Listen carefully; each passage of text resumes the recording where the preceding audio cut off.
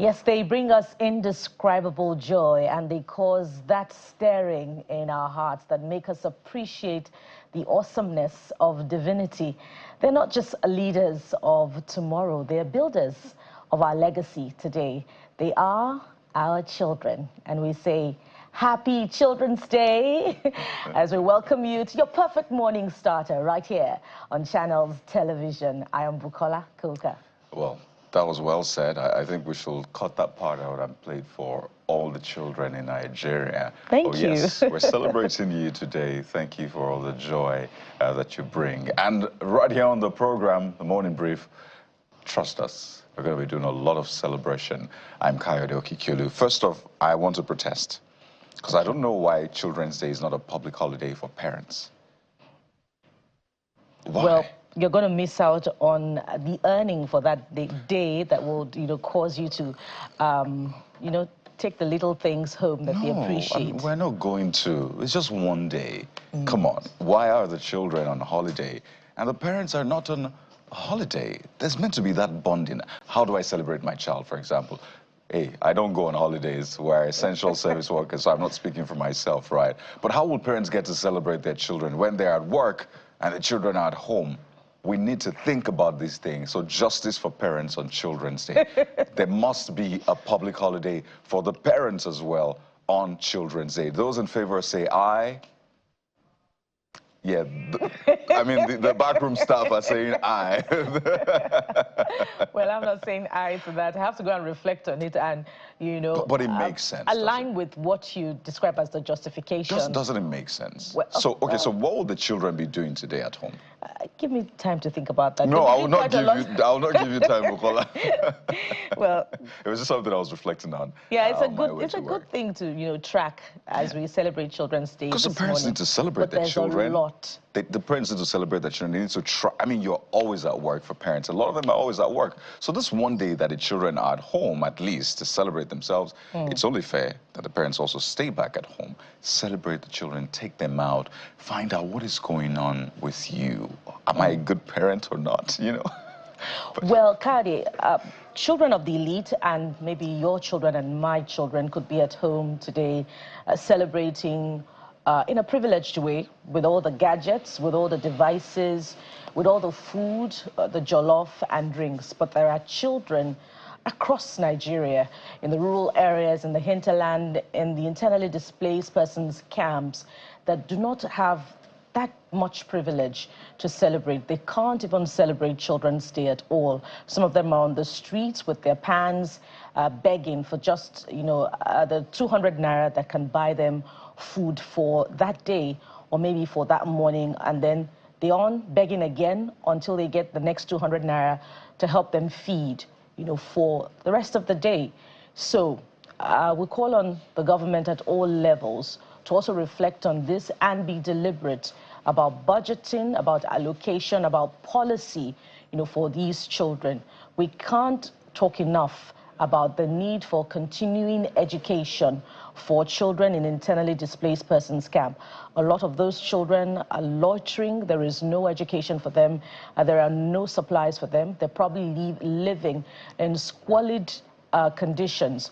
And there, of course, those concerns expressed time and again by non-governmental organizations about increased childbirth, procreation in internally displaced person camps. So there are more challenges on the hands of those managers, of those camps. So we call on the relevant agencies, the Commission for Refugees, Migrants and Internally Displaced Persons Camps, to be more deliberate about policy approach that would empower them rather than keep them, as dependents on those in those IDP camps. We call on government to be more deliberate about resettlement plans and policies for those children.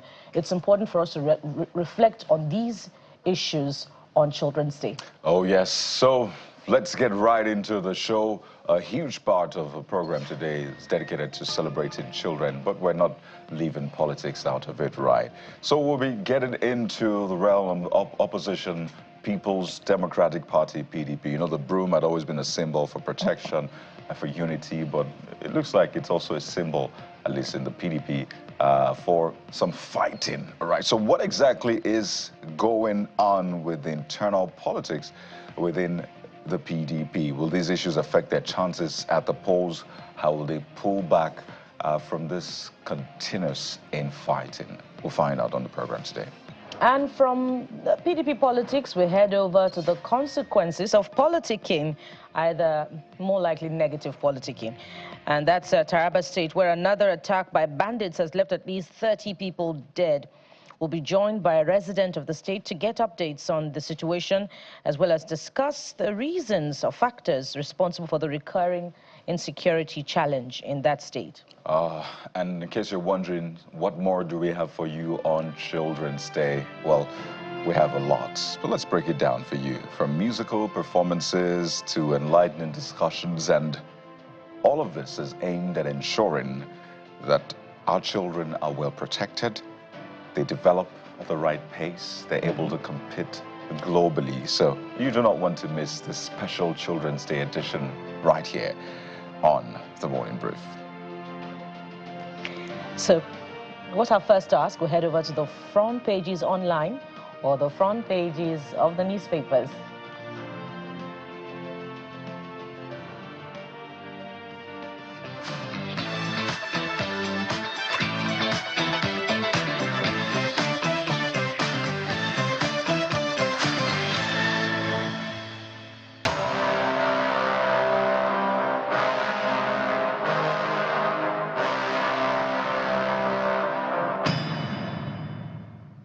The dailies, and I'm trying to look for something on Children's Day on the front pages. It's really tough, right? Because there are lots of stories around politics, this one, that one. So, you know what? Let's just, if you can't beat them, right, you join them. Let's start with the Vanguard newspaper and see how the Vanguard leads today, which is also Children's Day, May the 27th. And you see, leads with the sealing of a secretariat of the People's Democratic Party. PDP fumes as Tinubu intervenes. You see, it's brazen abuse of power. That's from the PDP. May go ahead with BOT NEC meetings. Question is where? PDP, 4,793 others given 14 days grace. So that, I guess, they will be using, or at least the venue will be available to them. And you see Wike's aide saying it's not political witch hunt. PDP group to Wike, you are the real betrayer, as Makinde Mba keep mum on FCT minister. You know what?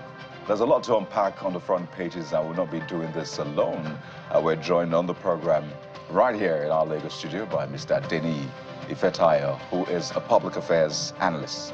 Mr. Ifetayo, happy Children's Day to you. Yeah, same here. We're all children of God. Somehow, right? Yeah, right? Yeah. You know, I try to look at the front pages, trying to, you know, get something about the children. But I guess we'll make do with this politics because it concerns our children. Yeah, of course. One way or the other. I mean, what do you make of this sealing by the FCT administration? Almost like it was on an onslaught yesterday. Yeah. Private, public, political, everybody, even the FIRS.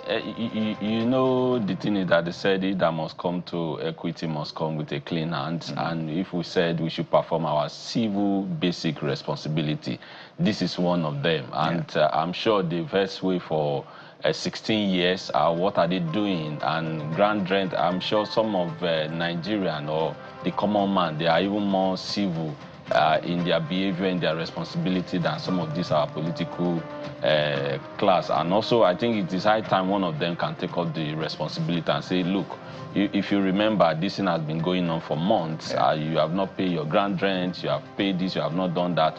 And I think it's something that they can sort out. I'm sure there was a time in this country they raised was it over 15 billion to build their national headquarters? Where were the money? Those who make the donation. So those are the things, at least for once, take up the responsibility. And most of them, especially the governors, that they have what they call security allowance. Even one of them, they can import champagne. I'm starting to be corrected. That those are the things they can just sort out and be in a good standing rather than saying you are being winchant. If you don't do your civil responsibility, they can rub it up on your face. That was what happened yesterday. So you don't see any political... No. You know, if you give a man a chance, you know, to stand on your head, they would rather do that since the other man on this party, that's Wike, is on the other side. It's neither here nor there. So you want to unleash, any loophole that you could have overlooked. Yes, of course, you might want to take it. Okay, since you are lacking behind on this, let me stand on. And thanks at least for Mr. President. I say, okay, calm down, give them 14 days and all that. So it's not just only PDP alone and some other institution and private property owners. Of course, and most of them, they collect one or two dues or rent on this property. At least you should do the needful. I must say that the point you made about some of the elites are those who are responsible for some of the infractions that you never see coming. You find in the airport, for example, it's the big cars that go past without paying. Without paying a dime. They don't go to the parking lot, they just park right there. They don't, and you wonder, so what exactly is going on here? So I'm glad you made that point, but that's the front page of the Vanguard newspaper. And there's so many sides to look at the story from. The FIRS, according to the FCT authority officials yesterday, owing 34 years of ground rent, and other establishments about 27 or 28 years. And I'm thinking, if the tax collector is the defaulter, so where shall we begin from? That's what they said, the more you look, the less you see. But let's see what unfolds. Very well. Let's hope that it goes around to all other federal-owned establishments that are also owing ground rent. But let's take a look at this Nigeria, Mr. Fatayo, and this is not looking at FCT issues as its big story, but at insecurity. And we can never talk about that. Insecurity, rise up and defend us. Zulum charges the military. And they're just one rider there. Borno governor meets with president, vows not to allow Boko Haram, ISWAP, control any local government area. And Governor Zulum has been commended time and again through his first term as governor, and even this second term as governor, for his boldness at tackling insecurity. He even visited Marte the other day with his convoy, and it was said that he spent the night there. And as much as you reflect on it, you can't but acknowledge the governor's efforts. But is the federal government, in your own view, backing up this? Not just the Borno governor now, but other parts of the region suffering insecurity, with deliberate provision of infrastructure and increased personnel to tackle the insecurity concerns in the northeast, north central, and the northwest? You can't continue to do the same thing and expect different results. I'm sure there have been an approach they've been using all these years, and if it seems not working or you need to improve on them, I think they need to do that. It's not about being politicized, or it doesn't concern us. If it's happening in your neighborhood, who knows, it might get to your own house. I think the federal government can do more, and sees a governor that is ready to protect the life of his people and life and property. I think they can increase more personnel. I think there was a time they said one of the headquarters should be relocated, as the armed forces headquarters, one of their divisions should be relocated to Borno. If you have a crisis in a particular place, just go for it and nip it in the once and for all, and let Nigerians breathe, if I may use the word. Let Nigerians breathe, right? Well, take a look at the Guardian newspaper, Mr. Fetayo, and I must say that the Guardian has something to show for Children's Day. Finally. Should give a round of applause to the Guardian for that. You see, Guardian, even though it's at the top left corner of the front page, you see Children's Day, tackle bullying, prioritize rights, welfare, stakeholders urge government. So we'll give you five marks for that. But the bigger story on the front page is on the opposition's internal crisis. You see, legal battles threaten 2027 election. It's a page 6 read, and it has the pictures of members and leaders of the opposition in Nigeria, from Nasir El-Rufai to Atiku Abubakar, Peter Obi, SDP's Tebayo, Julius Abure, even Damagoma of the PDP. So sometimes you see what's happening in the opposition, and you wonder, is this a script being played? Because you'd expect that for a party that wants to wrestle power from the ruling party. I mean, there should be that seriousness that, everybody get in line. This is serious business. But what you see always leaves much to be desired. Like, what is going on here? You know, the thing is that in leadership, sometimes you win some, you lose some. And like they say, you can't have two captains in a ship. I think if they really, not just to wrestle power, they have Nigerians' interests at heart, and that's why they want to wrestle power from the present administration. I think it's high time they should make some sacrifice. Let's come together. This is what Nigerians are going through in this current administration when it comes to insecurity, education. We're talking about children right being protected and all of that. So those are the issues. So what can we do? I don't see any reason if two of them could come together. Let's put all our resources, our machineries, our facility, you know, to make sure we get this job done. And this our agenda. This is what we want to promise Nigerians. It's not about I want to contest for 2027, you want to contest. You know, you continue to do the same thing. Of course, they will not have a headway. So I think it's high time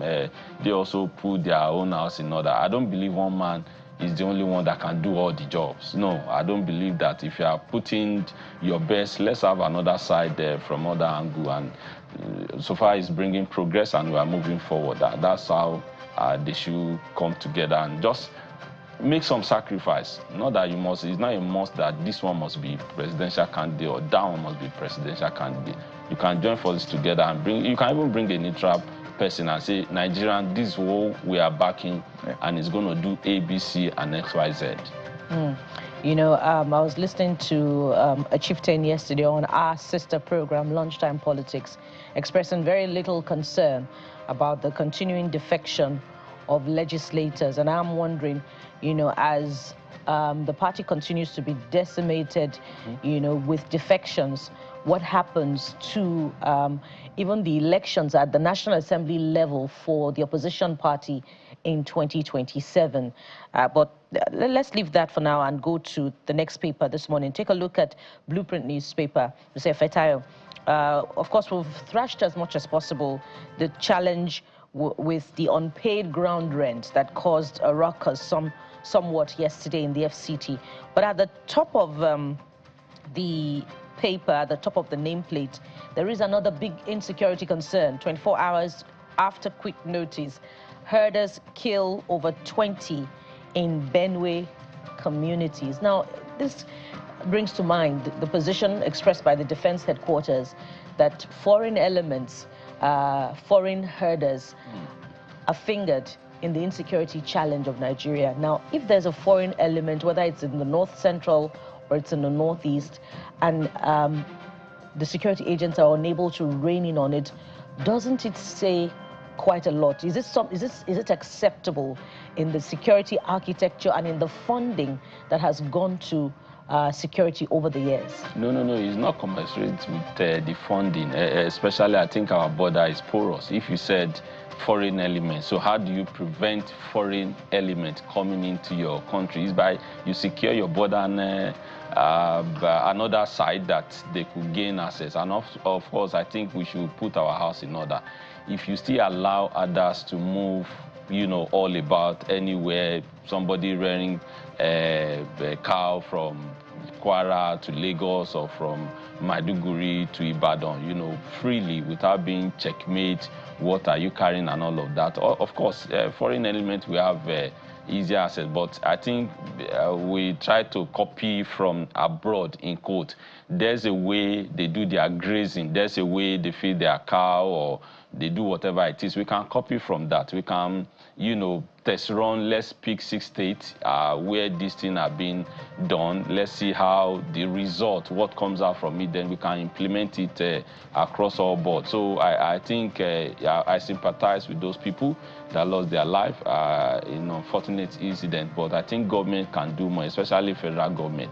If you know the state is having security challenges, since you are the commander-in-chief of the armed forces, there's nothing wrong with moving more personnel to such states so that you can tackle that security challenge once and for all. If you're having it in a state, focus more on 3 or 4. By the time you win that, you know, move, and you can see the progress. So I think our government, they need to do more. It's not about PDP or APC this time around. Security is a concern of all. Certainly. Mr. Denny Fettar, Public Affairs Analyst, we have to thank you so much for your time, and it's good to have you back in studio. Thank you, and once again, Happy Children's Day. Yeah, Happy Children's Day. All right, good to be here once again. Yeah. Well, it's something you hear a lot today. There's a child in every one of us, right? But that's a look at the front pages this morning, all of the serious conversations. But what exactly is going on in the PDP? We've talked about it from outside, from inside. So one more time, we'll take a look at what exactly is the issue with the opposition. And more importantly, is there a way out? Stay with us. We'll be right back.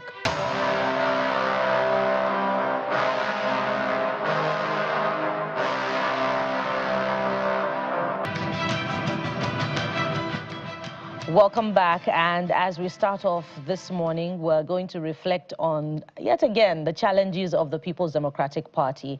When will they be resolved ahead of the 2027 general elections, and how will these intractable crises, leadership crisis, seemingly affect the party's chances at the 2027 general elections? And joining us this morning to have this conversation is Mr. Alex Te Adum. He's a former Attorney General of Benue State and member of the People's Democratic Party. He joins us from our Abuja studio. Good morning, Mr. Te Adum, and thank you so much for joining us on the program. Good morning.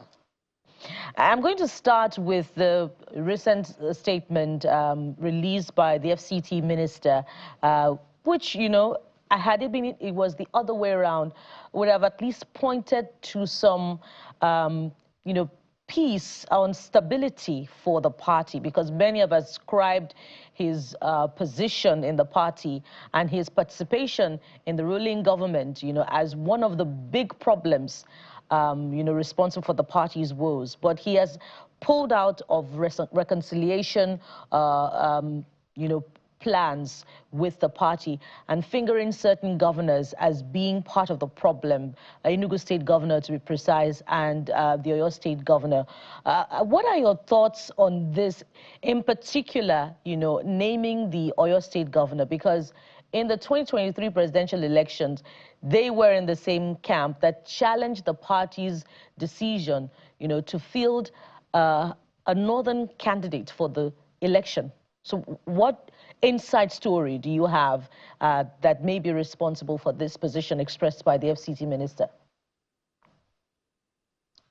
Well, thank you very much. I think the FCT minister is overreaching himself because whatever agreement that the FCT minister had with some of his colleague governors has nothing to do with the PDP. Because the governors of the PDP do not hold any executive position in the PDP in terms of its leadership structures and organs. Even when they come together as the PDP Governors Forum, the essence of the PDP Governors Forum is an advisory council that helps the party in terms of, you know, advising it and supporting it, you know, to function, not like they play any significant role. So part of the challenges of the PDP is this working in silos or silo conspiracies by certain characters in the PDP, one of which is the Honorable Minister of the FCT, who has assumed a self-appointed leadership position in the PDP in such a way that his wishes and his desires for the PDP must be obeyed by virtually everybody, otherwise there will be no peace in the PDP. Now, with the specific reference to some of the things he mentioned, at no time was the PDP in a situation where one particular governor will select his friends and decide that this is the direction that the party must go, otherwise the party will have to go down on its knees. So I do not agree with the Honorable Minister of the FCT that he had an agreement with some certain governors in the PDP on what they had planned to do in their own camp, because the rest of us are not members of that conspiracy. We do not even belong to the group that he's talking about, but we are legitimate members of the PDP, and we are guided by the PDP constitution. Now, the specific thing he mentioned with reference to Governor Mba of Enugu State is very unfortunate because the PDP constitution, as it's structured, ensures that vacancies at the level of any executive committee of the party is filled by someone from a particular part or zone of that country where that vacancy occurred. And in the case of the national secretary, which is the center of the problem, the constitution of the PDP is structured, is subject to conformity with the Constitution of the Federal Republic of Nigeria. And if you look at the Constitution of the Federal Republic of Nigeria, under Section 137, subsection 1G, it provides that anybody who is a member of the public service or working in anything shall not hold any elective position except he resigns 30 days before the conduct of that election. Now, pursuant to that particular section of the Constitution, and in conformity with the requirement that all party constitutions must conform with the Constitution of the Federal Republic of Nigeria, Article 48, sub-article 1 of the PDP Constitution provides that no member of the national executive, ward, zonal, state, local government shall hold dual positions in the party, i.e., the Senator Anyanwu, who was the national secretary of the PDP, desired to contest the Imo governorship election in 2024.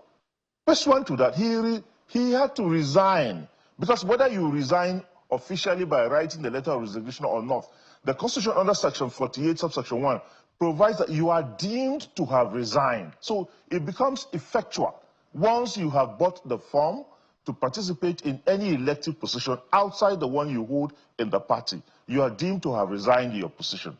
So pursuant to that, the guidelines for the conduct of any particular primary election in the PDP is tailored to meet the requirements of Section 48, subsection 1, and Section 137, subsection 1G of the Constitution of the Federal Republic of Nigeria. So he was deemed to have resigned. He went and contested the election. He lost the election and then came back and said he was resuming back as the national secretary of the PDP. In the meantime, while he resigned, the Southeast Caucus of the PDP,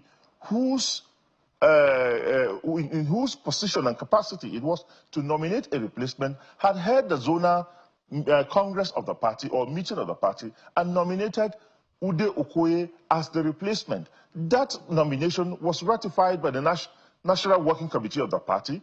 It was ratified by the BOT. It was ratified by the Governors Forum of the PDP. It was subject to implementation at the National Executive Committee meeting of the PDP, which National Executive Committee meeting, for reasons which I don't know, because if you look at Section 31, subsection 4 of the PDP Constitution, it requires that the National Executive Committee of the party shall meet at least once every quarter of the year. And since 2023, after we lost the general election, the Damagun-led National Working Committee of the party has refused to convene the National Executive Committee meeting of the party, except in April last year, when he was practically bullied and forced to convene a meeting, where these decisions ought to have been ratified. But they were shifted to the next day because even he himself is part of the problem, because the Constitution under Section 46, subsection 7, requires that where there's a death, resignation, or removal of the national chairman, the deputy national chairman from the part of the country, in this case part, and this issue of part is different from zone. From the part of the country where the incumbent national chairman comes from, would take over in the interim for a maximum period of 90 days. Because the assumption is that once the National Executive Committee meets, they will be able to ratify a replacement, from the zone where the incumbent national chairman who just resigned or was removed comes from. Mr. Damagun has refused to convene that National Executive Committee meeting for us to be able to nominate a new national chairman. So even if you acknowledge that Mr. Wike's position is on an acceptable self-appointed leadership role of the PDP, I'm glad that you have also pointed out some of the other internal leadership challenges that the acting national chairman and the other members of the working committee have been unable to resolve. And I'm wondering if our other guest has contrary views to what you have already put out. As we welcome him now to the program, Mr. Deyemi Saka is a policy public affairs analyst, independent intelligence analyst, and broadcast journalist. He joins us right here in our Lagos studio, and he's here also to weigh in on this matter. Welcome, Mr. Saka. How are you doing today? Thank you. That's a pretty lady welcoming me, not the men. I think they're hungry with me. So go ahead. Do you have contrary views to yeah, I do. Well, why a lot of people might frown at Wiki, let's cast our mind back to 2015. When there was meant to be the PDP presidential primaries, and Wiki insisted that the primaries, the event should be brought to Port Harcourt. 2019, actually. 2019, thank you, 2019. A lot of us were like, what's happening? And I was fortunate to sit down with one of the founding fathers of the PDP, and I said to him, what gave Wiki the audacity they got to say that? And he said to me that, Yemi, he's the one carrying the party. So the question is this: PDP has been a pampered sport brat, if I could say that word. They were not used to going to the political trenches, fighting for anything. The military came, head over to Obasanjo, through a democratic process, Obasanjo, through Yar'Adua through Jonathan. So by 2015, when they were out of power, they were like a sheltered orphan that was not street smart and was not even ready to learn. You ask yourself, the PDP that was such a formidable party in 2015, that had to be, a congregation of political bigwigs and political parties to oust it from power, has lost 3 successive elections to poor management. 2023, what happened? It's in Section 7 of the PDP Constitution that there should be zoning. Whether we like it or not, you might want to argue that the zoning at the presidency itself was different. The outcome wasn't in tandem with the zoning within the PDP. But it doesn't make sense for natural justice to finish 7 years, 8 years of a northerner, and you expect to zone your party to the north. It is that unwritten arrangement. It's not constitutional, but it's that unwritten agreement and arrangement. And Wike said, and a lot of people said, zone. You throw it open. Atiku Abubakar got the ticket, and we're insisting on they brought some terms to the table. I would want to drift away to football. There was a time in Chelsea, there was a troublesome footballer, Diego Costa. Everybody felt he had a bad temper. But when Conte was there, for 13 games, he didn't pick his second yellow card. That is man management, which I'm probably going to question former Vice President Atiku. He didn't manage the crisis well. What were they asking? Are you step down? If I had stepped down, Wike had gotten the figures they had from Rivers State to the presidential to their result, probably PDP would be in power. So away from that, now you're having this leadership crisis, governors on your key states are defecting, and you said there's no problem. There is. There's a case in court about the national secretary. That one is still in dispute. PDP will tell you that it has been resolved. One will tell you that it's still in court. You look at the party, you see the umbrella is torn. I don't know the cobbler that is going to sew it. Because the way it's looking, PDP it's like probably at the mortuary, at the morgue, and probably we're just going to go for the interment very soon. So let me ask you this. Is former Governor Wike and FCT Minister still the one carrying the party? Well, the question I want to ask a lot of people is this. What have they done since 2023, even to match up with how Wike carried the party from 2015 to 2023? The PDP, at a point in time, they were even holding the rent at Wadata Plaza. A lot of them, even the governors on the platform of PDP, I'm trying to use a gentle word. I think I've been irresponsible when it even comes to funding the party. Even now? To date. Okay, look at the latest embarrassment, paying for ground rent. That was and PDP is the only party aside APC that has structures across the 6 states of the Federation. So are you expecting such a party to deregister itself, to go into coalition with mushrooms parties, with no sense of disrespect to those parties? It's not hard enough for some people. I think let's take it back to our guest in Abuja. By the way, my name is Jeffrey. Just kidding. Let's talk to you. I think sometimes when we have this conversation, it feels like we're running around. Let's hit it on the head. The issues here. And I'm saying this to you, sir, to find a resolution. Atiku's ambition is a problem to the party. Wike's quote-unquote overbearing nature and his valid reason for some of his fight all the way from 2023 is also a problem of the party. Bala Mohammed's ambition, implicitly, is a problem of the party. Some control by some other governors is a problem of the party. So it looks like everybody is cherry-picking what is exactly the problem here.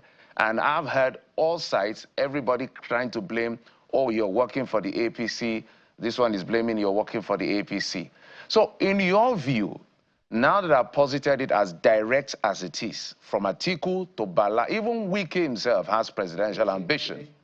Sheyi Makinde, they all have presidential ambition.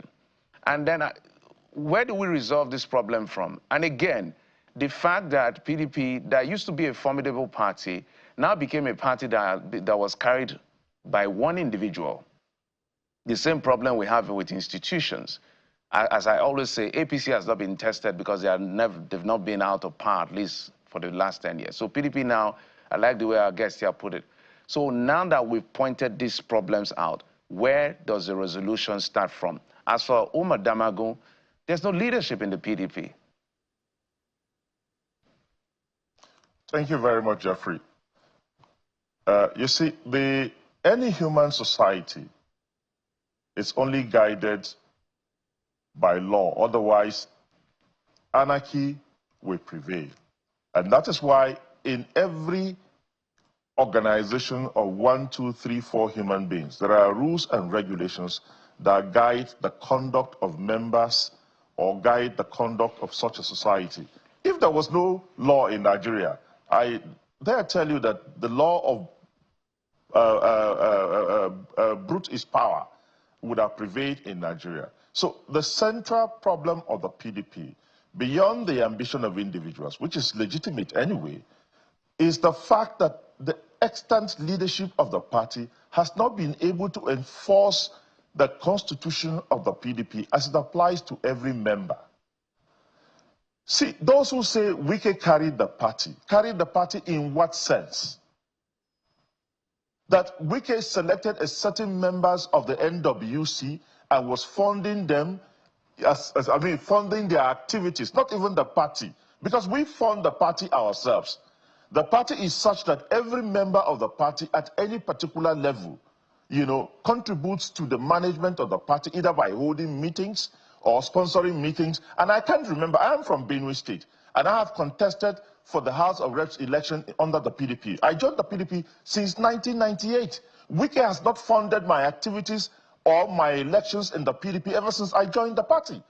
So when you say Wike was the one funding the party how? That he took money and gave to certain members of the NWC, constitutes to funding the Benue chapter of the party, and the Way East chapter of the party, my ward chapter of the party, was not funded by Wike or anybody. I bought the form to contest for the gubernatorial election in PDP, and I paid 13 million naira, 10 million naira for the purchase of the form, about 3 million naira for processing of form and all of that. Wike didn't give me the money. So when people say that Wike funded the party, he funded the party how? At any particular time, each member of the party is obliged to contribute. There are several elected members of the party who contribute. The only reason is that they don't shout. All the governors of the party contribute to the funding of the party. The only reason is that they don't shout. So it is the inability of the current extant NWC to enforce the constitution of the party that has brought us to where we are. Let me tell you something. Now, people who say that Article 7, Sub-Article 3C, which talks about equity and rotation of political and appointed offices in the PDP. Now, that is an objective. And if you look at the fundamental objectives of the Constitution of Nigeria, the judiciary will tell you that it is not justiciable, it's not enforceable. Now, that particular thing is an aspiration. And since the creation of the PDP, there has been no absolute zoning of political offices at any particular time. In 1999, the first national convention of the PDP, where Olusegun Obasanjo won the presidential ticket of the PDP, Abubakar Rimi from the north also contested the election. Now, in 2003, even when President Olusegun Obasanjo was an incumbent president, Barnabas Gamade, who was a national chairman of the party, Abubakar Rimi, and several other Northerners contested the election with him. You see, when you talk about zoning, it is a guide, an internal guide for members of the party to say, look, we want a situation where we'll put our best foot forward in this particular region. Every delegate who is coming to this convention, that is the focus of the PDP. In 2007, when Obasanjo's tenure was coming to an end, Obasanjo was in the presidency for 8 years. The leading candidate in the PDP at that particular time was Peter Odili. He would have won that convention when we came to Abuja here, except that he was stopped by Obasanjo. Nobody said that Peter Odili was from the south, so he could not contest for the PDP presidential ticket. In 2011, when the PDP ticket, when Jonathan, because of the doctrine of necessity, was made to succeed Yaradua, in 2011, Jonathan even committed himself to an agreement to do only one term. By 2015, when they said the presidency was zoned to the north, so to speak, in the PDP, when we came to Abuja here, what did the leadership of the party do? They printed one single form that informed the implosion in the PDP.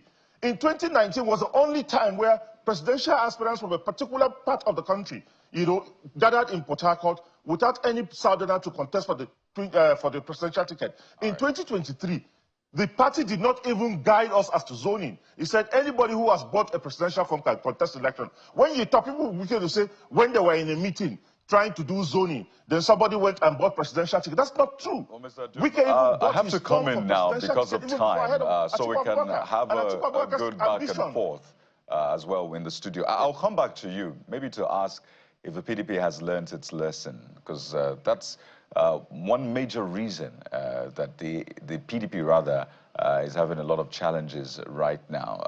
Nyesom Wike quotes that particular zoning issue as one of the reasons that he said, you know what, I'm not going to support the candidature of Atiku Abubakar, and we've seen where that has led us to today. So maybe the PDP has not learned its lesson, or it's still forging ahead. We'll come back to find out. But Mr. Saka, you mentioned the ground rent issue, and isn't that reason to back the fact that he said that Mr. Wike was not supporting or was not funding the whole party. He was just funding selected executive members, and I'll explain why. If ground rent had not been paid for 10, some other places that were closed for over 10, 15, 20 years, if he was funding the party, wouldn't he have sorted the ground rent issue as well? I don't like when people want to address the issue and they're either being economical with the truth or shying away from the truth. There was a time PDP was indebted to its landlord. Who cleared that rent? Or who intervened? Who stepped in? And when you say PDP was funding some individuals, I want to ask you a question. It was mentioning about his tickets and everything. When we're talking about funding PDP or carrying PDP, we're talking about the national structure. PDP doesn't have problem at the local government level, at the ward level, at the state level. The problem everybody is talking about and we're looking at and evaluating is the central organization of the PDP. And that was what Wike has been bearing and carrying the burden since 2015. But away from, one say carrying as when it comes to spending, the only strongest or the strongest voice of opposition from the PDP was Wike from 2015 to 2023. Before then, it was Fayoshe.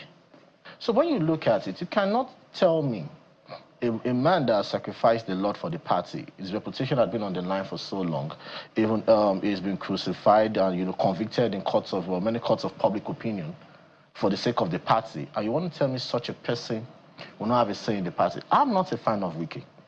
In fact, when it comes to the issue of River State and the sinful bad thing, I'm never a fan of him. But PDP, like you said, have not learned its lessons. They haven't. Because when you have this crisis, you don't have. It's a time for you to drop your ego and tell ourselves the truth. Let us resolve. Okay, there should be someone that should be able to sacrifice not as much as Jesus Christ, but to just say, okay, fine, I'm sacrificing my ego, I'm putting my ego ambitions aside. Let us get this party back on track. Because if PDP doesn't have, they've lost 2 states. They've lost a state. 2 are in the wings of living. 2 more key states. They want to go into an election, and like you're saying, it's not in the constitution, zoning or no zoning. But I'm still thinking how to convince myself how a governor, Seyi Makinde of Oyo State, thinks it makes political sense. It has its right to contest, but to run against an incumbent southern presidency who has just one term left. I've sat down with politicians. I know how they reason.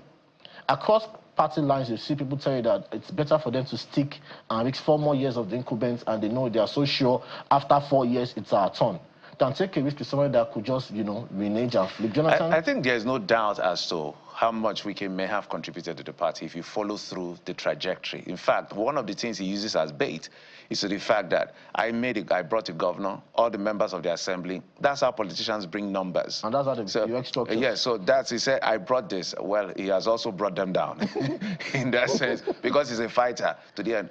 But don't you think Wike's current position is a bit of a contradiction, and that is feeling the mutual aggressive suspicion? On one hand, he's working with the APC, and some of his actions when he's angry looks like, do you think Wike is really planning to build the PDP ahead of 2027? That's a straight question. I saw his press when he said he's rebuilding PDP, but I'm bold to say he's not. He's a key factor and a key actor in this dismembering of PDP, whether we like it or not. Now, the question is this. Why has it been difficult for the leadership of the PDP to sanction Wike? That's a big question. So, I cannot feed you, I cannot clothe you, and you now tell me you want to punish me. Who kept you alive? If I deprive you of your food, and you either be roaming the streets as a destitute, or die of starvation. I followed through a previous encounter of a chieftain of the PDP, Segun Shewumi, and he said it was ridiculous that at a party, probably in one of the southeastern states, the leadership ratified the other secretary as the secretary of the party. When they came to Wadata Plaza, they had Senator Samayamu. The ratified secretary was chased out of office. That's Ojoke. And the BOT that sat in the meeting that ratified him is in another state, where it was there when the guy was being chased out, and Samayamu presided or sat as the secretary. So you ask yourself, why the inconsistency in disciplinary measures or keeping to the rules of the party? And sometimes, Obasanjo came with the carrot and stick approach when it comes to fighting insecurity. It's not always cast in stone, especially when there's crisis. You have to look at, conflict resolution, you adopt a lot of measures to just resolve this thing. It doesn't satisfy anybody's ego. Yes, like you rightly said, Alhaji Atiku Abubakar's ambition is tearing the party apart. Add it to Sheyi Makide's zone. Add it to Wike double-faced or double agent's rule. Bala Mohammed. And Bala Mohammed's ambition. You ask yourself, does it add up? So some of us, I felt, and the reason PDP is facing this crisis is the actions of opposition figures that made it look like a north-south thing. They were quick to jump the gun, and it's not. President Bola Ahmed Tinubu's policy doesn't favor a region more than the other. We're all feeling the bite of it. You cannot start making it look like if it's your region that is the victim, and the other ones are the one, messing out the punishments on you. That's another major factor working against the PDP. And you look at these characters, they've left PDP to APC, back to PDP. Now you are in SDP and ADC.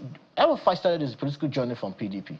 Atiku Abubakar, the vice president of a party, you left your party to go to another party. Let's say Obasanjo pushed you out of the party and everything. There are people that have been dealt with the party, and they stayed.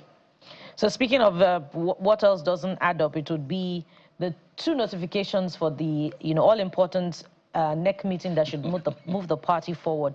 That's coming from 2 sources. One signed by Senator Samuel Anyanwu, the embattled National Secretary, and another signed by Honorable Debo Ologunagba, the National Publicity Secretary of the PDP, which is supposed to hold today. We don't know whether it will hold. But we must anchor at this point, gentlemen. And thank you for your time on the program. We've been talking with Mr. Alex Te Adum, the former Attorney General of Benue State and member of the PDP, who joined us from our Abuja studio. And of course, Mr. Adeyemi Saka is a public policy affairs analyst, independent intelligence analyst, and broadcast journalist. Thank you so much for your time, gentlemen. Thanks for having me on. My apologies again for coming in late. It's okay, but you came at all, and thank you for your contributions. There's more to come on the program. Don't forget that today is Children's Day, and we have dedicated performances just for the children today on the program. Besides that, there is also another important subject matter which will come after this break. That's insecurity in Taraba State. So stay with us. Your perfect morning starter. We'll be right back.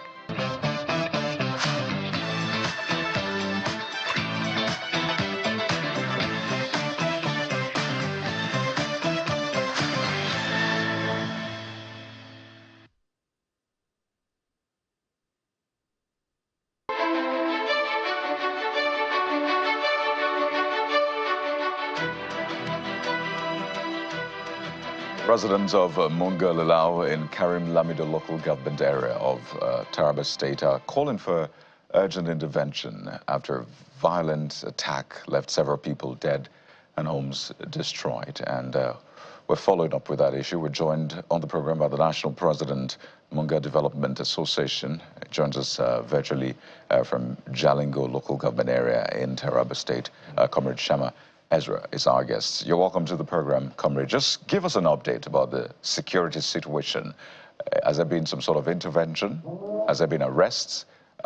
Would like to get an update on that first.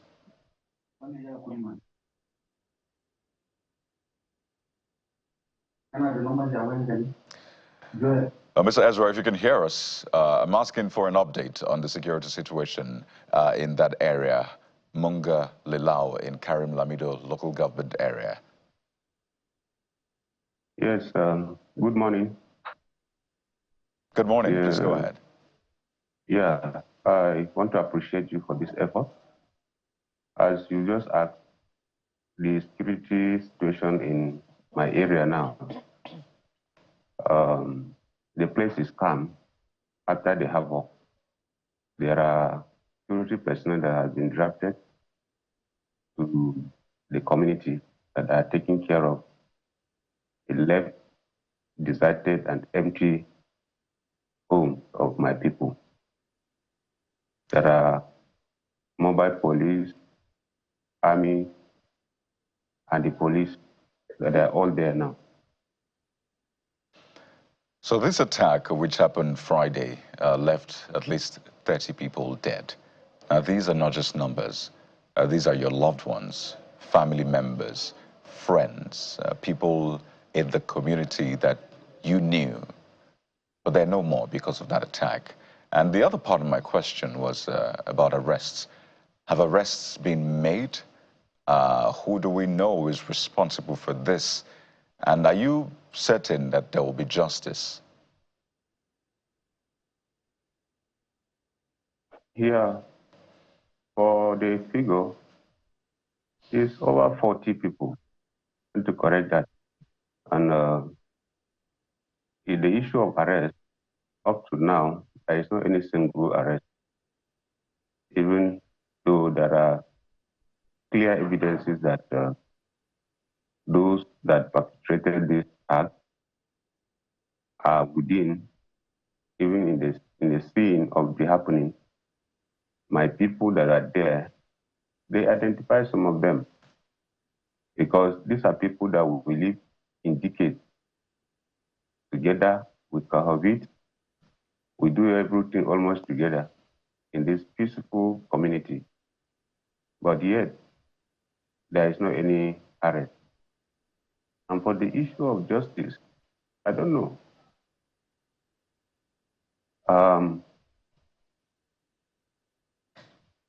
What is happening in Taraba State, Nigeria as whole, justice is always far away from the masses. If you have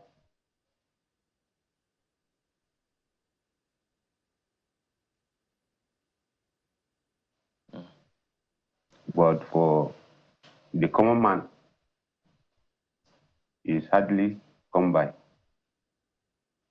So, don't know what will happen now that people like you are involved.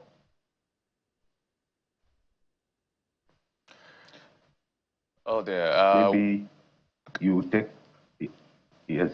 If you can hear us, maybe you take our cry up. Yeah. Okay, just a moment. If you can hear me, sir.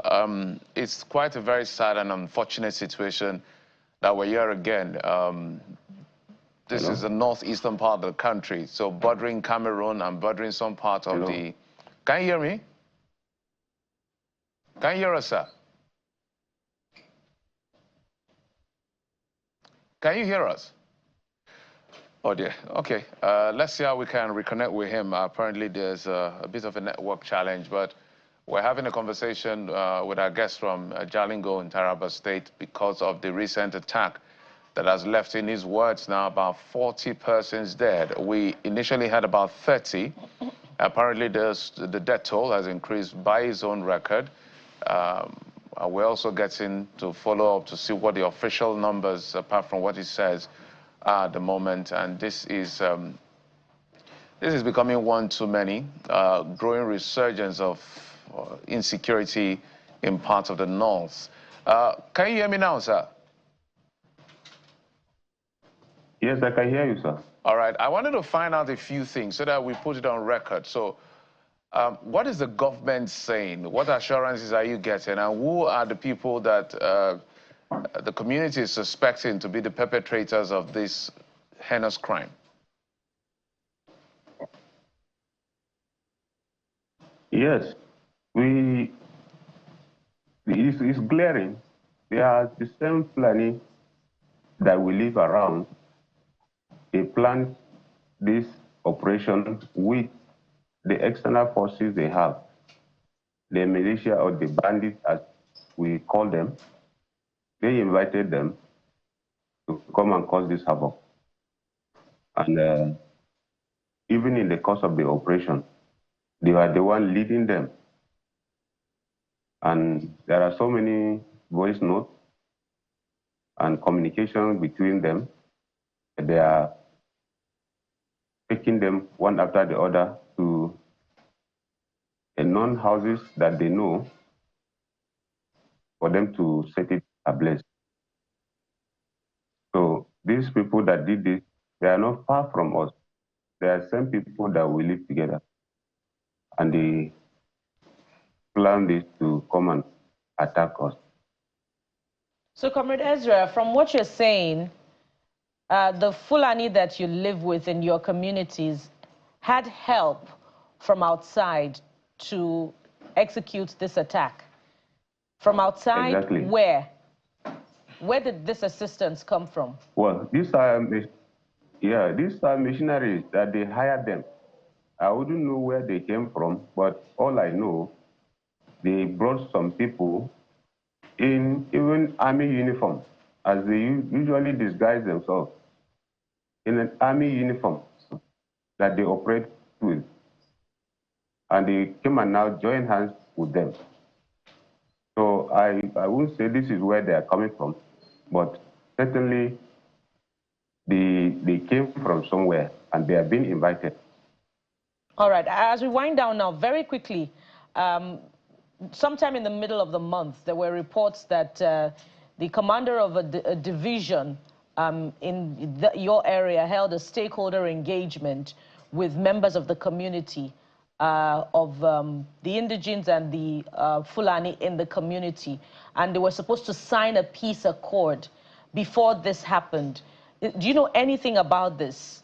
And why was... Okay, answer that first, if you know anything about this. Yes, there was a call for the peace accord,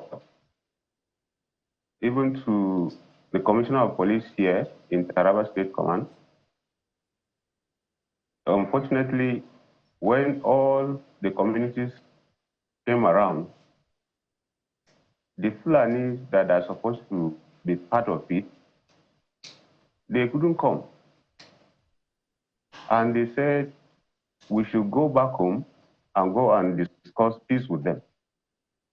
Peace with them that they don't want to show their face. Who are we going to discuss peace with them? So this whole thing started not from my community. You know, when they call for a security meeting, there are so many communities that were involved too. And all those communities were represented before the Commissioner of Police. And these planning were not there. And shortly after that, it's not up to 2-3 days when they launched this attack that we are talking about. All right. Well, comrade, it's a very sad narrative that this is happening. And yes, your cry is what we're going to definitely amplify.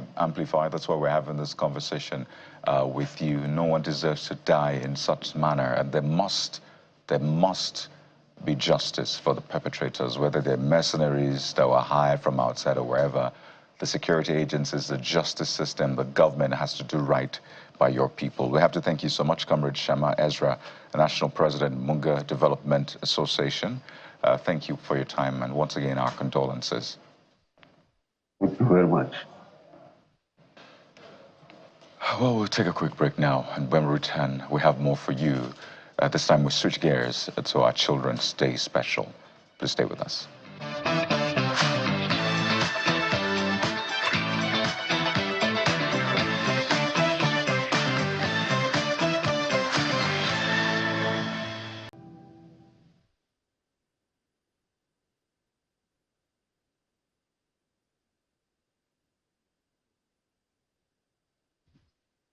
Feeling pressured? Don't stress. Sometimes it's needed for the life ride. We are handed the consequences of the choices we make daily from the chances we get. Today is certainly not an exception. Gaze on the goal, go unafraid, no ambling or meandering, for challenges do deliver opportunities. The result of our work or laziness, haziness or clarity do manifest. So do well to write your story in an aura of splendor. Brace up and build up for your trailblazing.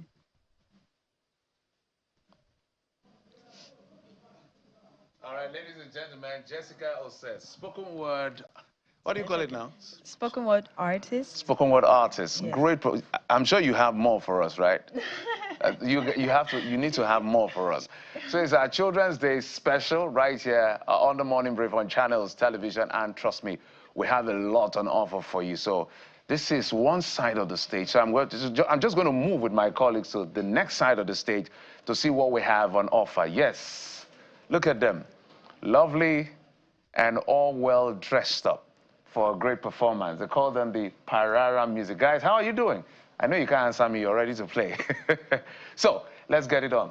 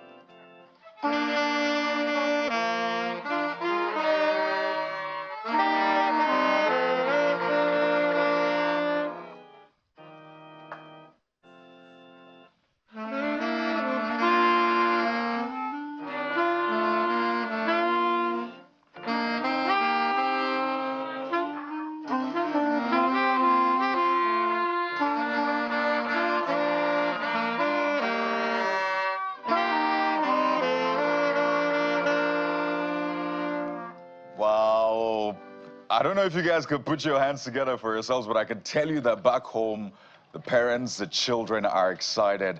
Thank you so much. And I must say that we have to thank the conductor, your music director. Please come, because it's taken for granted that these children learned this themselves. But you are the one teaching them. Yes. Real name Femi, but yes, they call you Parara. Yes, we are Femi Parara. Fantastic. I know it's a lot of work training children to learn to play the instruments. I see the violin, yes. I see the keyboard, I see the saxophone, I see the clarinet, the trumpet. Yes. Amazing, guys. I just want to say Happy Children's Day to you all. Thank you so much for the great work that you do, and we enjoyed it. Do you think I can join your band? Yes, of course. Why not? Can I join? Yeah. Which instrument will I play? Maybe you should play the trumpet. Thank you so much, guys. So we just heard from the Parara kids doing fantastic work. I know for some of us it's really tough to learn the instrument, so we are excited that the future is bright with these children. And thank you for the great work that you're doing. We'll take a quick break now. When we return, we'll have a conversation with young Nigerians. What do they want? How do they gauge the happenings around the country? There is a lot more for you after this, so stay with us. And once again, guys, take a bow. Fantastic.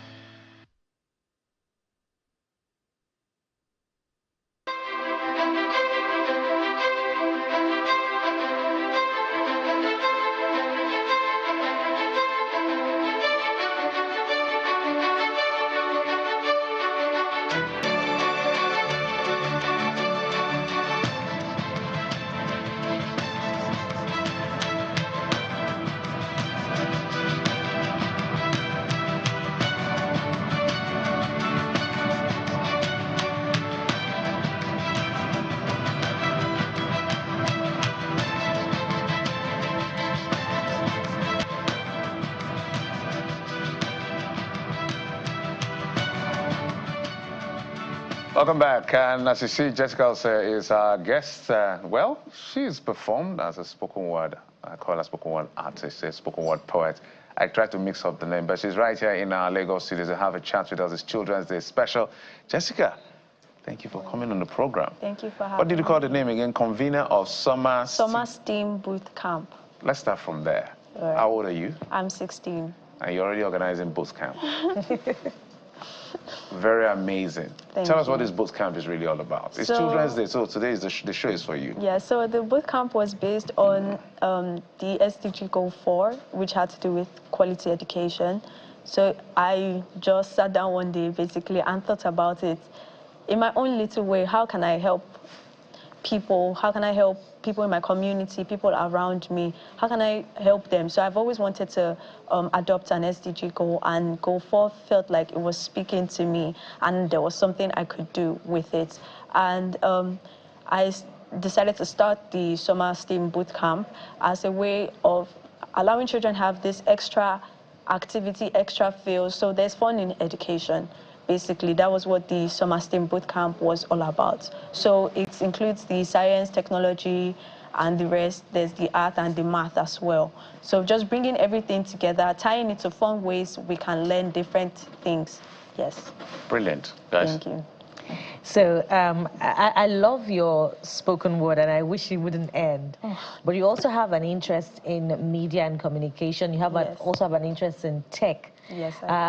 Tell us what you've envisioned about what you're going to do with these big dreams of yours. Well, it's a lot, actually. I can't even lie. But I would say that I want to be able to create a space where we are free and happy people. Yes, so allowing people to dream bigger than they can imagine and achieve something wonderful with it. Just giving ourselves an excellent or a bright future, basically, yes. And I like that you're taking your destiny in your hands. I want to ask if people, which are you? Are you a Texas? Do they describe you as a geek and all of that? But I'm more particular about what young people feel about Nigeria and what kind of future you envision. And with this boot camp, it looks like you're preparing for a greater future. Now, this is meant to be a roundtable. We'll be joined by some other young people from our Abuja studio. But what kind of future do you envision in Nigeria in the current context that it is and with the potential that you see around you? What kind of vision do you envision, future do you envision? So I envision a future where we're, like I said, there's a safe environment for us. There's good quality health care. And I also envision a future where we have qualified people being able to work in certain aspects, right, of the government. They are able to take charge in certain aspects of the government. That way we have reduced crime rates, we have quality health care, we have good education. That is the future that I envision for Nigeria. So what are the challenges you see among young people that at your age you could say makes you very uncomfortable, maybe takes sleep out from your eyes sometimes and you're wondering what exactly is going on with my generation? Because a lot has been said about your generation, the good, the bad, and the ugly. But you guys are great people. So tell me, what are the challenges you see? Well, to be honest, there's a lot of challenges, I believe. But tying it back to what I had mentioned before, we still have some people in my generation who are, for instance, unemployed. These people have gone to school and they've acquired the necessary documentation, but still they find it hard to get jobs in the country. We still find people who are not able to have quality, good education. They're not given the opportunity to have good education. We still have people who are suffering from preventable diseases. Yes, so it's, like I said, it is a lot, but hopefully we would get to the very best soon. All right, let's expand the conversation. Let's bring in our guest from the nation's capital, Abuja. We're being joined by Abdul Kader Shaibu, who is a passionate disability advocate, a project leader in public health, education, and environmental sustainability, as well as Safia Gambo, educator and social development advocate. Gentlemen and lady, thank you so much for coming on the program. Thank you very much. Thank you very much.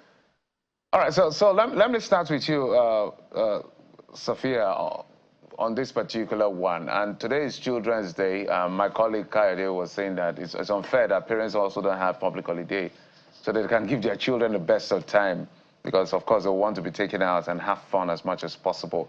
But from where you sit, this is a routine we do every other year. Are you seeing us advancing the kind of future that we expect our children to live in? Good morning. Thank you for having me. A happy Children's Day to Nigeria's children. The future really is kind of bleak because as it is now, Nigeria is still globally with the highest number of out-of-school children, about 10 million out-of-school children in primary education. So the future is bleak, especially in education. There are so many factors contributing to Nigeria being globally the country with the highest number of out-of-school children. We have insecurity. There is lack of safety of the insecurity. There is also lack of policy implementations. We need policies to be implemented in ways whereby inclusive education is being centered, not just educating children per se or creating policies to educate children, but policies that are inclusive for children with disabilities so that no child is left behind. So let me come to you now, Mr. Shaibu. Jessica has said something very, very significant. She says she wants to be able to create a safe space for everyone to work in and for people who are qualified to be able to, achieve their dreams. And really for the Nigerian child, even the youth, safe places are very, very important. And, we've had the other guests by you now, they also talk about the future being bleak. Do you see that there's a safe place and space for expression of children and young people, you know, under this government? Good morning. Thank you for having me, and happy Children's Day to children out there. So yes, I see there's a safe space. We are getting there. We are not there, because currently the safety of the children and everyone, it's there's this climate of fear out there that there is no safety, no security anywhere you go. But I'll put it to us out there: the safety and security of everyone begins with us. How do you make your environment safe? How do we live with people around us? How do we live with our neighbors in our communities? Before you talk of the general nation, you have to talk of your communities, your immediate environment. Because my neighbor, how is my relationship with my neighbor? Is the environment safe for both of us to live? Okay, if it's safe, then we move to the community. From the community, we go to the society at large. So I think with that, we have to work, me and you and others and everyone, put hands together and collaborate and make sure that the community is safe. That's the only way that we can make sure the nation itself is safe. I'm not talking about safety in that sense. I'm talking about safety for your voices to be heard, for expression, for your needs as children and young people. That's what I'm talking about. Yeah. For that, I think that's why we have the SDG 2030 vision goal, which currently everyone is working on. Currently, I'm an advocate for the SDG, and part of what we discuss is gender equality, youth empowerment, and youth inclusion. And currently, the current government, from what we are saying, there is massive inclusion of the youth in administration and in policy making. Yes, we are not yet there, but we are heading there. The step in which the current government is taking, I'm sure if we continue on that, with the help of other collaborative agencies, international organizations, and other sister organizations, we'll get there. Right. Just before I come to Jessica, I want to refer to what the president's wife, the First Lady, the statement that she put out earlier today in commemoration of Children's Day. And I particularly want to ask Safia, being an educator in that sense. And, you know, the theme for this year's celebration and commemoration is Stand Up, Building a Bullying-Free Generation. I mean, bullying is something a lot of us had to endure in school. And bullying then was almost like one-dimensional, but these days bullying is multidimensional. There's a physical bullying, there's online bullying, and I mean, bullying is just really multifaceted. So as an educator, does this resonate with you? And if you were to have a sit down with the First Lady, those in, you know, decision-making sphere, what would you be telling them about ending bullying? Before I come to Jessica. Safia. Okay, thank you very much. As an educator with classroom experience teaching children in on primary level, I'd say some of the key things that are vital, which I've also seen through the decade, that is important, especially for education for children in Nigeria, is first, we need to invest in their teachers. It is important that teachers are being invested into.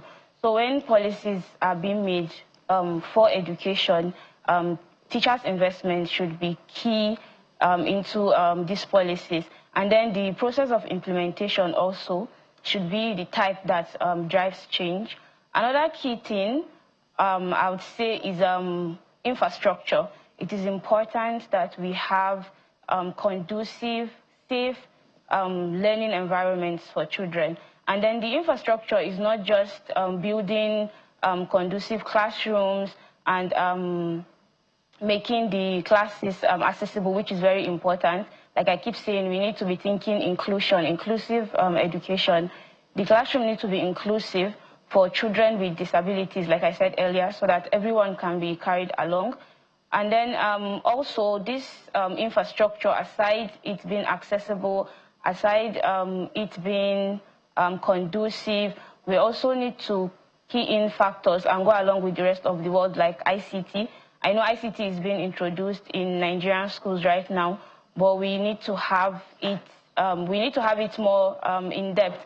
That is beyond just learning computer. We need hands-on training, hands-on ICT training for children in Nigeria.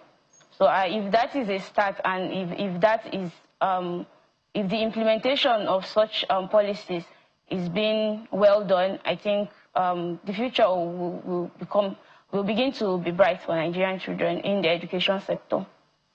Jessica, now, and I want to get first-hand information about bullying these days. I wouldn't say I'm really aware of what bullying is like today. Well, I talk to a lot of young people, but it's never like being in the trenches, in a good sense, right? So you are smack in the middle of it. You're 16 years old. Yes.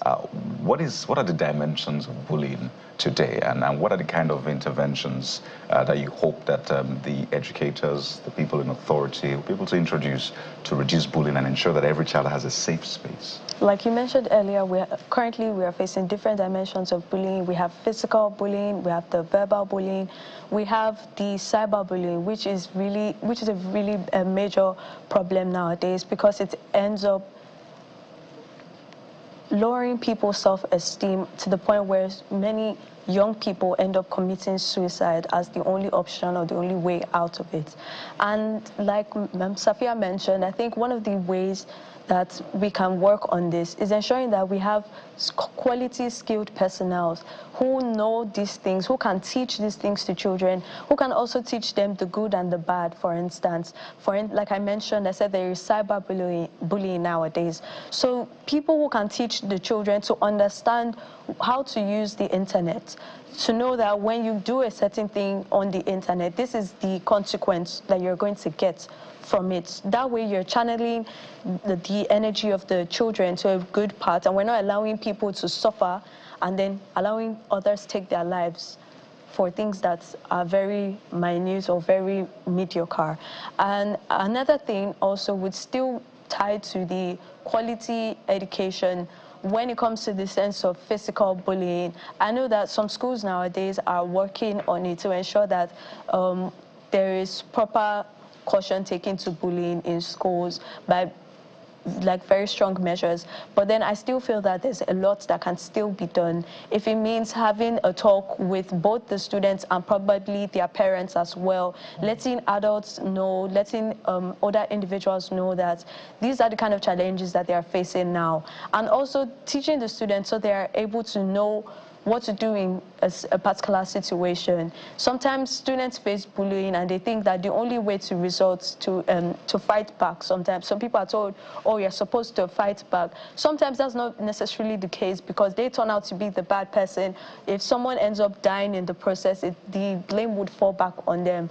So I think, like she's mentioned, and like I would state again, I think this all falls down to skilled personnel in the different workforce. So, pardon me, Jeffrey, why the first responder in any dimension of bullying, particularly within the four walls of a school, is the teacher? But more often than not, you hear the students say that they don't want to report to the teacher. Why is it the case? Why don't they have the confidence in the teacher to resolve this? So sometimes how it happens is when these bullying occurs, and the student confides in another person. If they were to go confide in a teacher, there could be the chance that the teacher would not curb the situation, instead would go and take it out with the other students. So what they've done by going straight to the other student and taking it out has just increased the amount of bullying that would happen without them actually noticing or without them seeing it. So there will be more increase in bullying behind the scenes where the teacher's eyes are not going to be there. It could happen, they could now, in worst case scenarios, it could have happened in school and then the student reports to a teacher.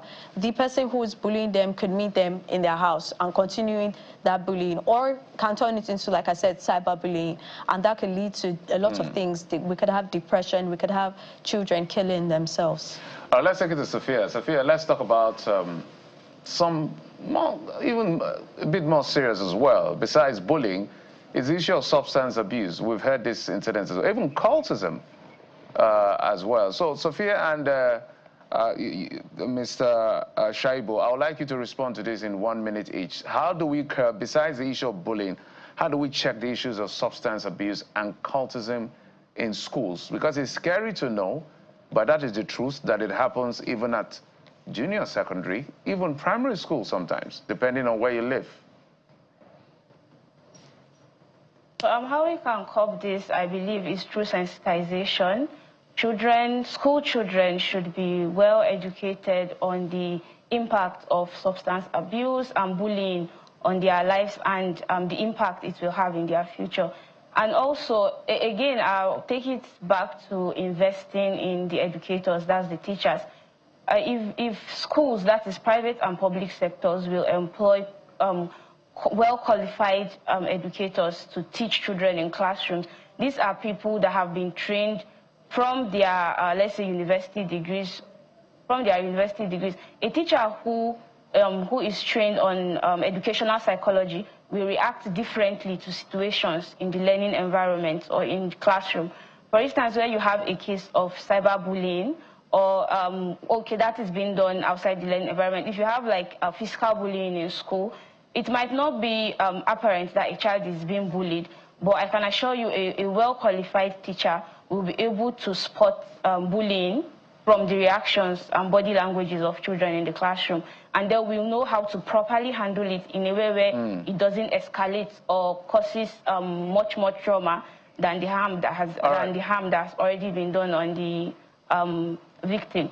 And then also for substance abuse, this goes down to everyone in the community, because children learn from what they see, what they are being exposed to, and then what is being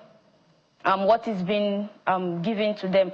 Aside it being on the internet, so many children right now are exposed to the internet.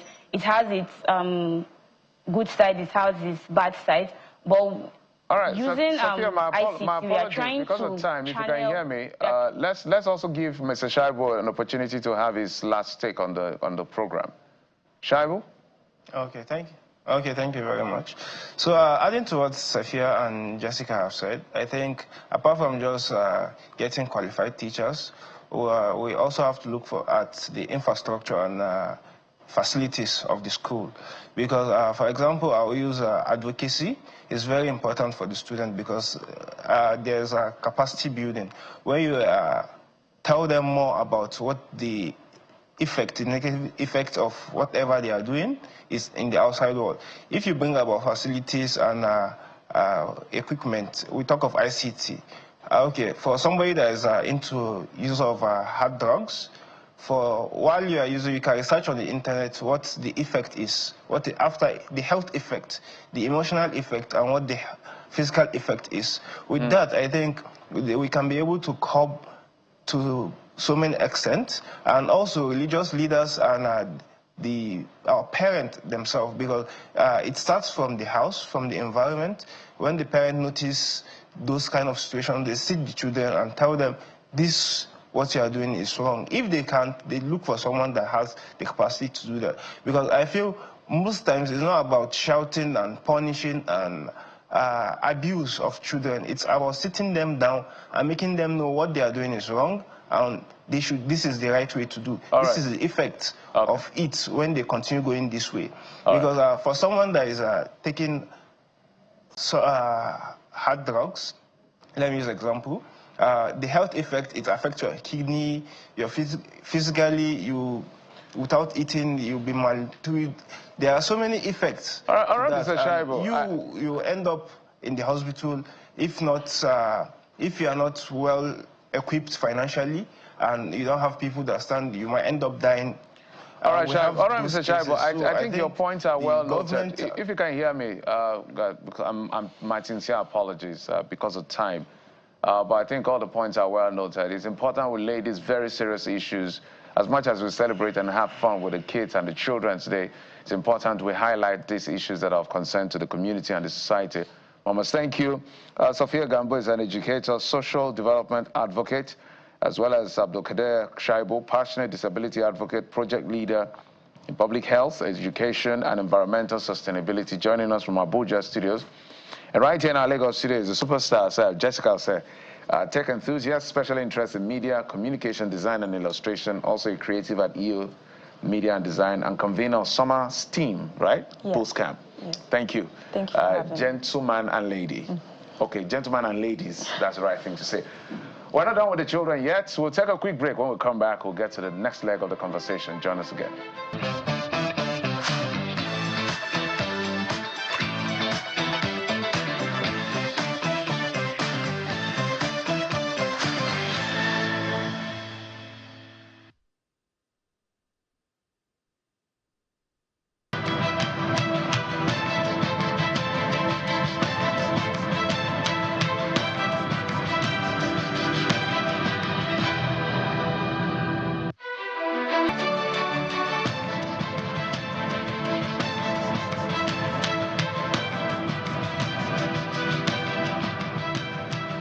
And we're not quite done with giving expression to the voices of our children yet. And we have them right here in the studio. Let's welcome Oluwasemilore Idowu, a grade 6 pupil at the Beehive School in Lagos. Oluwasemilore Idowu, welcome. Thank you. And we also have Sheifumi Ayeni, a grade 5 pupil at 40 Yards Montessori School in Lagos. Thank you, Mom. Sheifumi, welcome. Thank you, Mom. So how are you guys doing? Happy Children's Day, by the way. Thank you, Mom. Oh, thank you. Happy Children's Day to Kayode as well, right? Thank you. So what do you like the most about Children's Day? I'm going to start with you, Shemilori. Number one, I like when the school teachers in our school, they fund us a grand celebration. So it's nice, and I like that it's all about children today. I'm sure maybe you're scolding, maybe your mom scolding you, or your dad beating you isn't going to be what is mattering. What matters today is you and you alone. I like that. So mom is going to hold on the scolding today and forget about your errors. Amazing. Okay, what about you, Shay, for me? What do you like about today? I like about today because in the Bible it says that we are the heritage of God and we are precious to our families. And I like about it, like, even if I do something wrong, I don't get punished or beaten or raise up my hand for 10 minutes. I don't like that, but today is the day I celebrate and have fun. Fantastic. I shouldn't have said it better myself. The flip side is some of the disciplines very important because it's what helps you to become a better person in future. So you know right from wrong, right? But we are glad that all of that is taking the back seat today. I'm very, very interested in what you guys want to be in future. But let me just start. By the way, audience, watch this. So, Oluwasemilore, you are 10 years old. Yes, 10 plus. Did you hear that? She corrected me, 10 plus.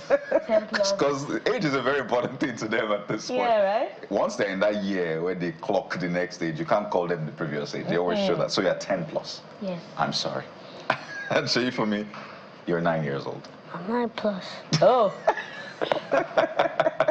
You didn't see that coming. You're 9 plus as well. Yes. Bukola, how old are you? The age you know. You know, at some point in life, you want your age to be lower, but I love the fact that you're looking forward to the future. So let's talk about the future. What would you like to be in future? In the future, let's say, so at one point in my life, I thought, everybody said I talk too much. So I was wondering why did I not be a news reporter? But then I saw myself saying I want to help people and bring people into the world. And then another point in my life, I thought, why not be an actress? Because people call me a drama queen, so... So 3 ambitions. Yes. Journalist, doctor, actress. Should I How many points in your life have you had so far? I'm just wondering, because you've mentioned 3 points now. But, yeah, beautiful answer.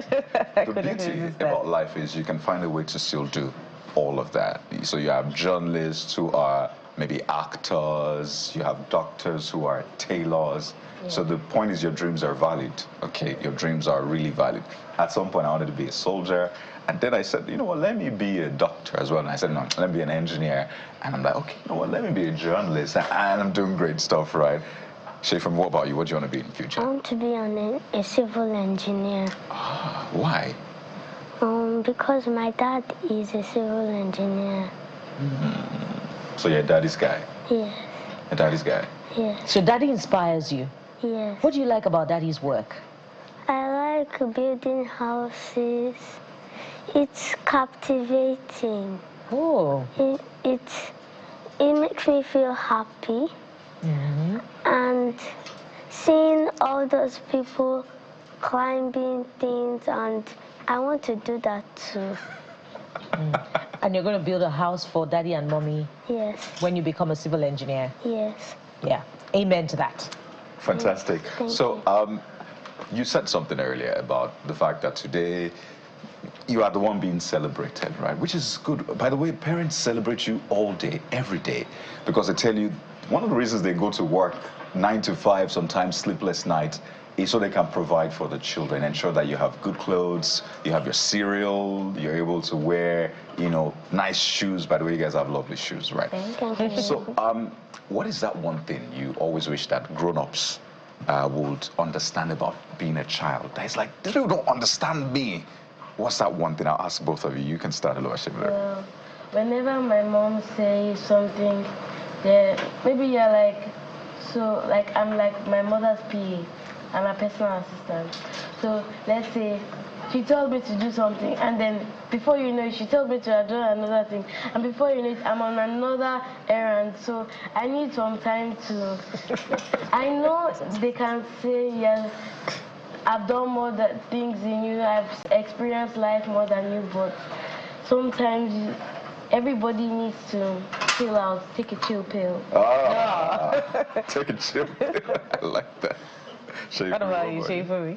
I like going out, but when I want to go out, like my dad does not allow me, so I just go out. Then when I come back, they scold me and stuff. So, and I'm saying like, why can't I have my fun? I want to have fun, and I just want to chill and talk to my friends and stuff. I'm sure that they're listening to you, they've heard you, but sometimes when they insist that you do things in a certain way, it's because it's for your own good, and they probably seen, you know, the bigger picture more than from where you stand.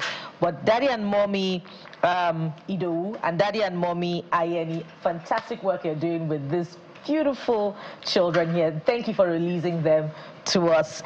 Oluwashemilore Idowu, yes, ma'am. Amazing speaker. And I'm looking forward to you becoming a reporter and a medical doctor all in one. And Sheifumi Ayeni, calm but intelligent. Thank you so much for coming on the program, and happy Children's Day to you guys. Yeah. There's more to come from the children on the program. Don't go, we're not done yet. We'll have another offering for you. Stay with us, we'll be right back.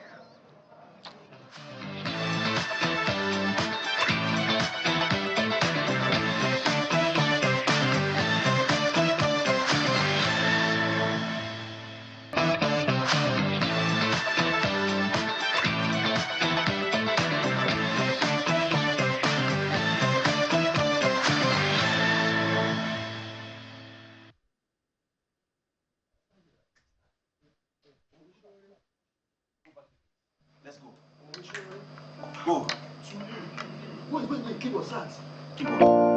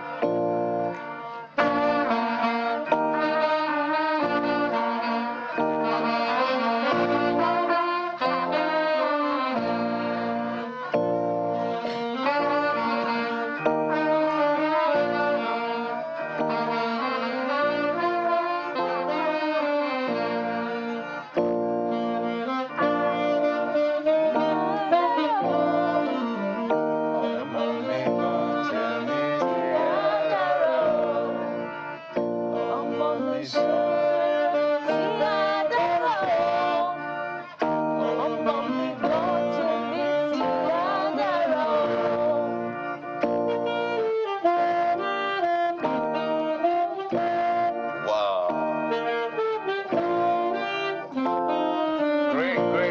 performance. Thank you.